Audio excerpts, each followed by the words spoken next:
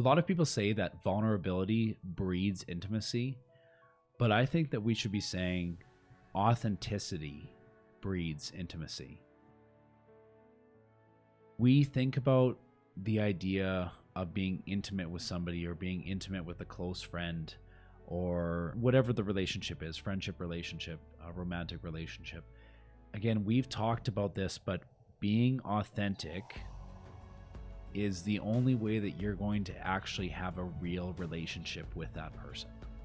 That's the only way that you are going to get the intimacy that you need and the intimacy that they need, is to be authentic. A lot of people, however, put a mask on, right? And I feel like, going back to your original question, I feel like vulnerability sometimes can be that mask. If it's not done authentically, I feel like a lot of people could be quote unquote, vulnerable in order to get something out of somebody else. And I'm not saying that vulnerability is a bad thing. I think authenticity trumps it.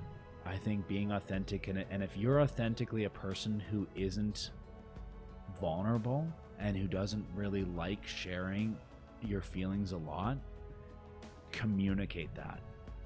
Communicate that to the important people in your life so that they don't take that lack of vulnerability as a lack of intimacy.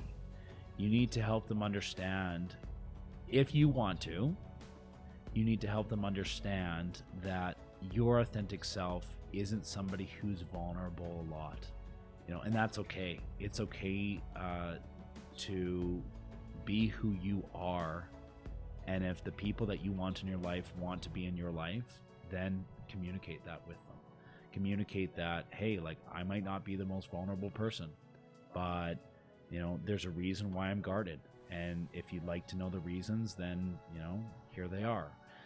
Again, that's being vulnerable in telling them that, right? You can also say, hey, I'm not that vulnerable person. There's some reasons why.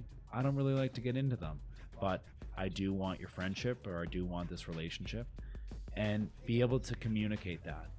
If that isn't enough for the other person, then that's a road, or that's a bridge that they're going to need to cross.